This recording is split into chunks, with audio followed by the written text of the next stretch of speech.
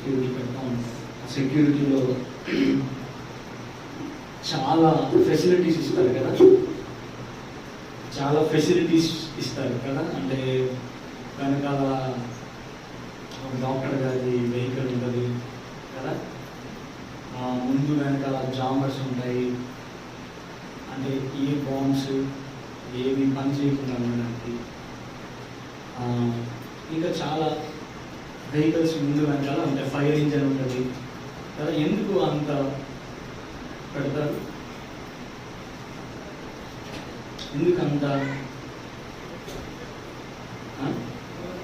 అవసరం? అంత మామూలుగా అయితే ఎందుకు పెడతారు అలాగా? సెక్యూరిటీ. ఎందుకు సెక్యూరిటీ ఆయనకి? ఎవరు చంపకుండా ఇంకా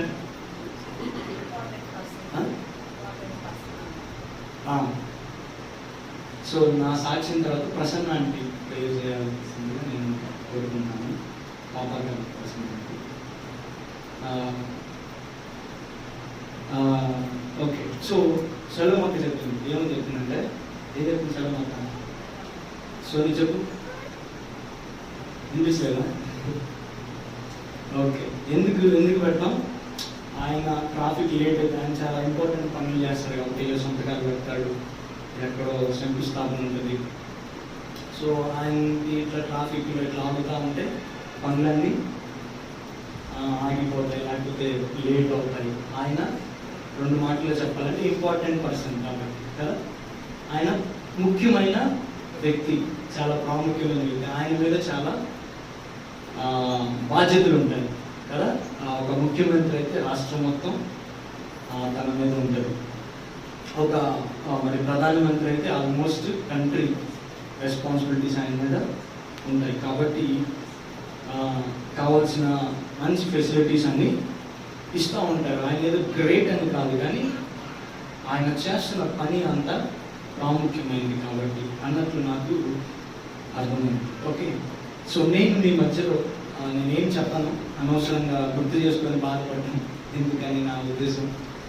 సో దేవుడు వాక్యం ద్వారా నాకు చూపించిన కొన్ని మాటలు నేను చూపిస్తాను. దేవుడు నన్ను ఆదరించిన విధానాన్ని వాటన్నిటిని బట్టి నేను మీ మధ్యలో కొన్ని వచనాలను చూపిస్తాను. అంటే మొట్టమొదటిగా 2 కొరింథీ 3-4 వచనాలు చదువుతుంది. 2 కొరింథీ మొదటి అధ్యాయం 3-4-5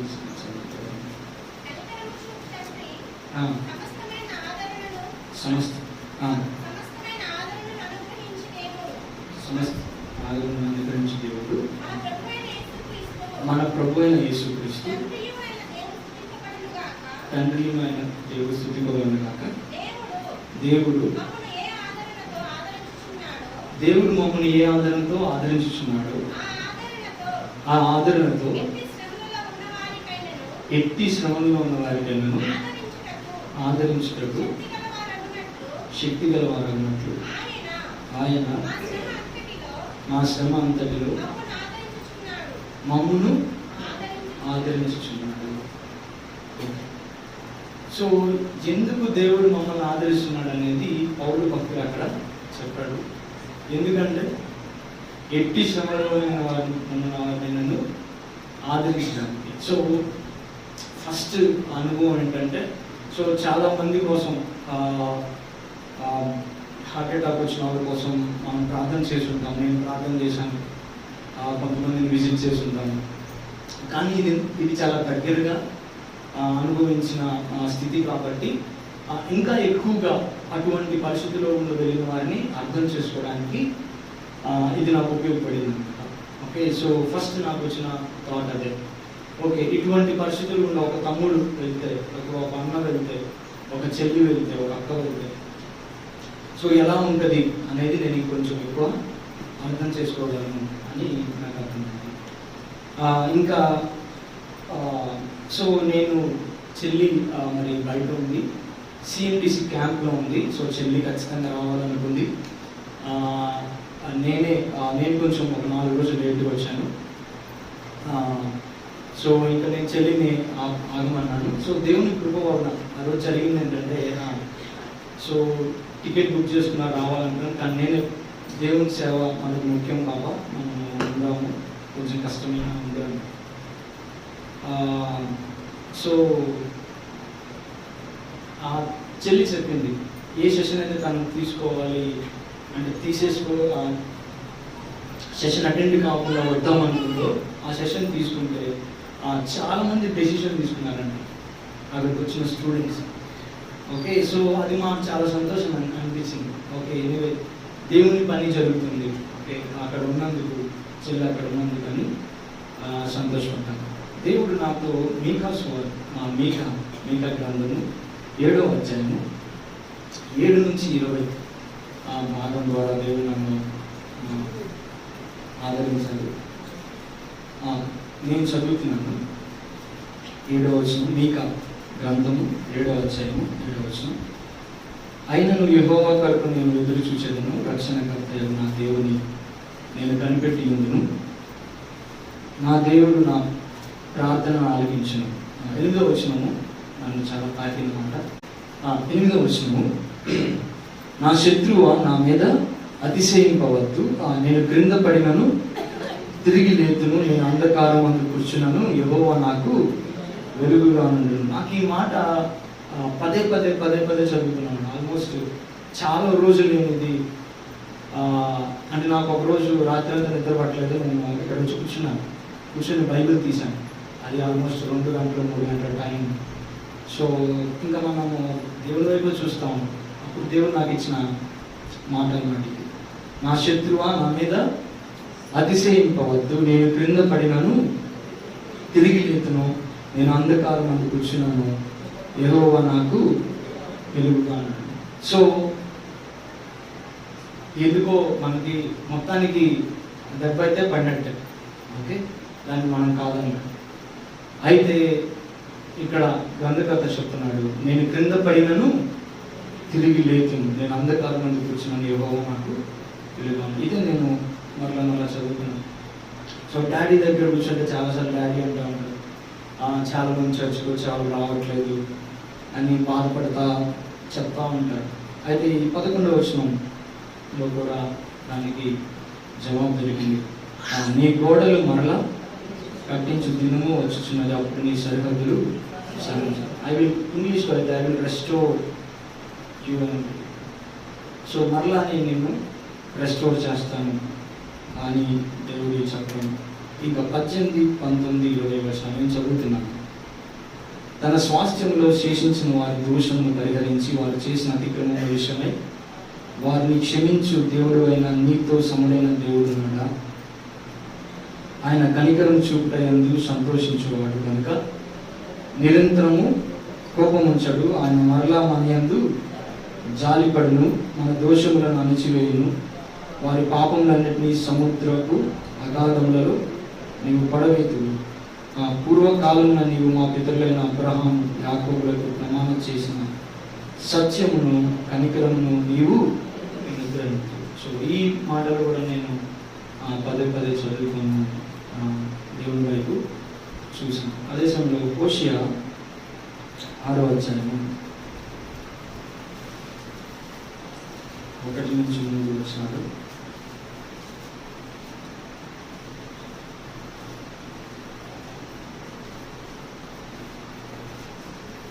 హోషియా 6వ అధ్యాయం 1 నుంచి 3 వచనాలు. ఇది నాకు క్వైట్ టైం అన్నమాట. మనం యెహోవా యుద్ధకు మరలుదాం రండి, ఆయన మనలను చీల్చివేశాను, ఆయనే మనలను స్వస్థపరచును, ఆయన మనలను కొట్టెను, ఆయనే మనలను బాగు చేయను. ఓకే, నాకు అనిపించింది చదివేటప్పుడు చీల్చివేసింది లక్ష్మణ్ రెడ్డి గారు కాదు, యేసుక్రీస్తు. కార్డియాలజీ సర్జన్ గారు, ఆయనే మనలను చీల్చివేసింది. ఓకే, అక్కడ ఇక్కడంతా బైపాస్ సర్జరీ చేశారు కదా, ఆ చీల్చివేసింది యేసుక్రీస్తే. మళ్ళీ యేసుక్రీస్తు ఏం చేస్తాడు? ఆయనే మనలను స్వస్థపరిచిన. ఆయన మనలను కొట్టను, ఆయన మనలను బాగుంచింది. 2 దినములైన తర్వాత ఆయన మనలను బ్రతికించును. మనము ఆయన సముఖమందు బ్రతికినట్లు 3వ దినమున ఆయన మనలను స్థిరపరచును. ఓకే, సో ఇదైతే ఇంగ్లీష్లో బాగుంది. After 2 days he will revive us, మళ్ళీ ఉజ్జీవపరుస్తాడు. On 3rd day he will restore us, ఆయన మరలా మనల్ని సమకూరుస్తాడు అనే భావన. That we may live in his presence, ఆయన సన్నిధిలో మనము ఉండడానికి ఆయన మనకి ఇస్తాడని. 3వ వచనం, యెహోవాను కూర్చిన జ్ఞానం సంపాదించుకున్నాము రండి, యెహోవాను కూర్చిన జ్ఞానం సంపాదించుకుంటూ ఆయనను అనుసరించడము రండి. ఉదయమున తప్పక వచ్చు రీతిని ఆయన ఉదయించును, వర్షము వలె ఆయన మన యొద్దకు వచ్చును. భూమి తడుపునట్టు తొలకరి వర్షము కడవరి వర్షము వలె ఆయన మన యొద్దకు వచ్చును. సో తప్పకుండా ఆయన మన యొద్దకు వస్తాడు, ఉదయిస్తాడు. తప్పకుండా వర్షం వల్ల ఆయన మన యొద్దకు వస్తాడు. భూమిని తడిపినట్టు తొలకరి కడవరి వర్షం ఆయన మన యొద్దకు వస్తాడు అని దేవుడు ఇట్లాంటి మాటల ద్వారా, ఈ వాక్య భాగాల ద్వారా దేవుని ఆదరించారు. వీటన్నిటిని బట్టి దేవునికి మహిమ. సో ఈ ప్రయాణంలో చాలా విషయాలు దగ్గరగా చూడడానికి, నేర్చుకోవడానికి, నిజంగా నేర్చుకునే ఇక్కడ చెప్పడం అంటే ఇంపాసిబుల్ కదా. సో కొన్ని మనసులో ఉన్నాయి. సో ఎవరైతే దగ్గరికి వచ్చారో, హెల్ప్ చేశారో వాళ్ళందరూ గుర్తున్నారు. వాళ్ళందరికీ కృతజ్ఞతలు. అయితే దేవుని వైపే చూస్తాం కదా. మీరెవరో అది దేవుని సహాయమే, దేవుని ప్రేమే కదా. సో రాత్రులు ఉన్నారు, కొంతమంది తమ్ముళ్ళు, నాకు తెలుసు ఇట్స్ నాట్ దాట్ ఈజీ. వెలుగుగా ఉండడము, సో వెళ్ళడము, తల్లిదండ్రులు వారికి కమిట్మెంట్ ఉంది. అందుకనే పిల్లలు పని చేస్తున్నారంటే వాళ్ళ వెనకాల తల్లిదండ్రులను చూస్తూ ఉంటారు కదా. పిల్లలు అట్ ద సేమ్ టైం తల్లిదండ్రులు వాళ్ళ ప్రేమ. సో వీటన్నిటిని బట్టి నేను చాలా కృతజ్ఞుని, దేవునికి చాలా కృతజ్ఞుని. నేను ఆల్రెడీ చెప్పాను, మళ్ళీ చెప్పాల్సిన అవసరం లేదు. దేవుని మహాకృపను బట్టి దేవుడు మన సంఘంని పెంచిన రీతి, డాడీ మమ్మీ మీ పాత్ర కూడా ఉంది. పైసల గురించి అయితే ఎందుకో మేము ఎప్పుడు టెన్షన్ పడం. ఓకే, దేవుడు మమ్మల్ని అట్లా పెంచుకొని వచ్చాడు. ఓకే, డాడీ ఈ విషయంలో కూడా పైసల గురించి అయితే అసలు టెన్షన్ పడదు. ఎందుకంటే ఒకటి గట్టిగా నమ్మాను, పొద్దున కూడా దేవుని వాక్యం చెప్పారు కదా, where God guides he provides. దేవుడు ఎక్కడికి నడిపిస్తాడో అక్కడికి ఆయన సమకూరుస్తాడు, ఇచ్చేది ఆయన. దాని విషయంలో అయితే మేము టెన్షన్ అవ్వలేదు. నిజంగానే విశ్వాసం ఉన్నాయి. మమ్మీ కొంచెము భయపడ్డారు, కానీ దేవుని కృప వలన, దేవుని దయ వలన నేను నా వ్యక్తిగత జీవితంలో, మమ్మీ డాడీ చెల్లి మా అందరి జీవితాల్లో అనుభవించింది.